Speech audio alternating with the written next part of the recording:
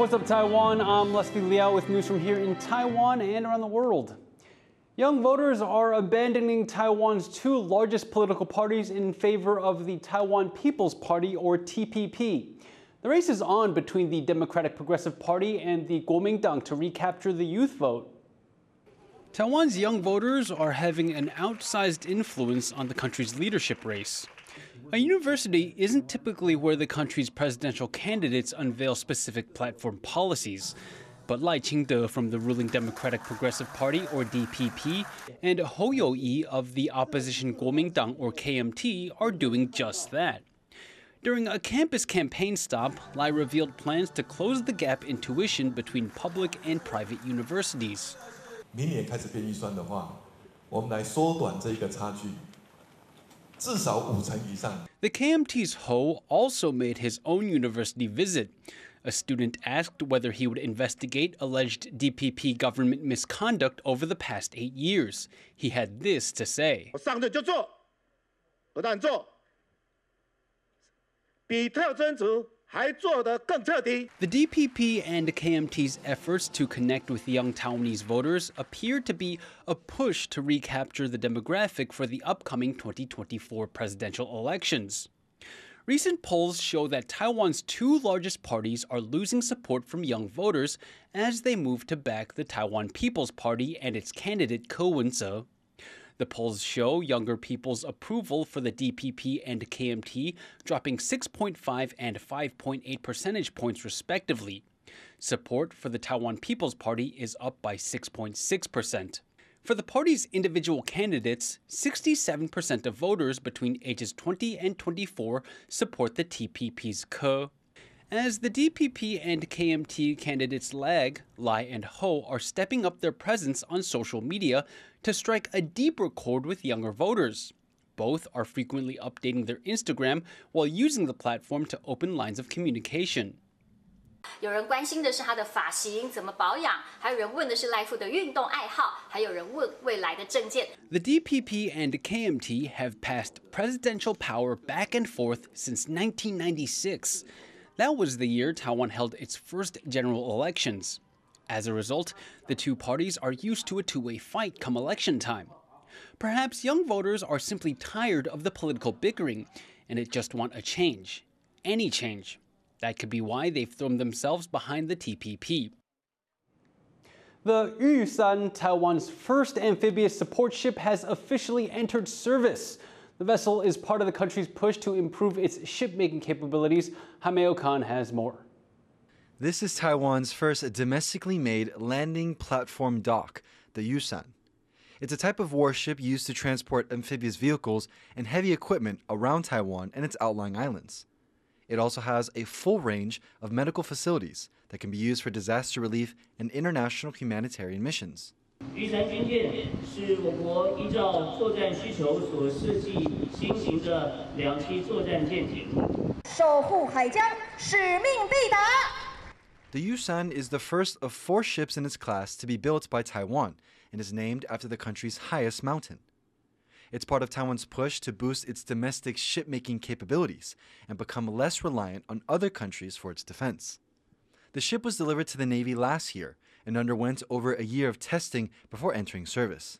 而成军呢，都是按照军中的期程，经过测评结束相关的程序跑完，该成军的时候就会成军，所以无所谓高调或低调The 153-meter-long Yusan is currently docked in the southern port city of Kaohsiung.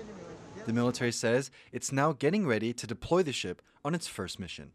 Howard Zhang and Hameo Khan for TaiwanPlus. Human rights activists in Taiwan are calling for the legislation of an asylum law, as the country's refugee policies only cover people from certain areas. Huang has this report. 贯彻不遣返原则。 公开难民法进度。 They've been making the same demand for 18 years. And human rights groups say it's now more critical than ever for the government to take action. Local NGOs are using World Refugee Day to bring attention to the fact that Taiwan does not have a law to protect the rights of all refugees. The current law granting asylum only covers people from China, Hong Kong, and Macau. 也不应该因为他们的国籍的差异而有差别待遇。那特别是像针对乌克兰或者是缅甸的个案，其实我们的政府只有提供30天的延长签证，没有提供任何的基本的权利。然后其他国籍的人更不用讲，是连30天的延长签证都没有。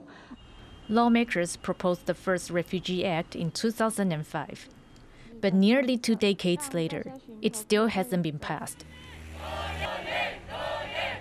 Activists say the delay is putting the safety of those who seek refuge here at risk, especially those from Myanmar. Many of them were involved in Myanmar's democracy movement and came here to escape the military government's brutal crackdown. They have found a community among the 140,000 Burmese people of Chinese descent living here. But many of the asylum seekers' passports are about to expire after their home country stopped issuing documents. Human rights experts believe it's intended to suppress opposition by overseas dissidents. 然后他们利用这个方法来威逼包含在台湾、在韩国、在世界各地继续抗争、支持缅甸民主跟人权运动的人，让他们没有护照可以跨国移动，以至于让他们变成是没有身份，然后留在外国的人。According to the government's National Human Rights Plan, the Refugee Act is slated to be passed by 2024. But activists are calling for the process to be more transparent. Taiwan has been trying to position itself as leader in human rights. How it handles refugees will be a true test of its commitment to upholding the rights of everyone. Devon Tsai and Eugene Huang for TaiwanPlus. The ball keeps rolling on Taiwan's biggest Me Too movement. This time, a popular Taiwanese entertainer is in the crosshairs, allegedly sexually harassing a minor more than 10 years ago. Huang has more. Taiwanese TV host Mickey Huang has become the latest celebrity caught in Taiwan's ongoing Me Too movement, part of a global campaign against sexual misconduct. The 51-year-old Huang is accused of sexually harassing a female person who was 17 at the time. The allegations say he forcibly kissed and years later took nude photos of her. Huang apologized for the allegations in 3 Facebook videos, but he has since deleted his Facebook and Instagram accounts. 我活该，我只是想要用这些影片提醒大家，有些事情它会结痂，但你要把它掀开来，会流血。After deleting his social media accounts, Huang attempted self-harm and was taken to a hospital in Taipei.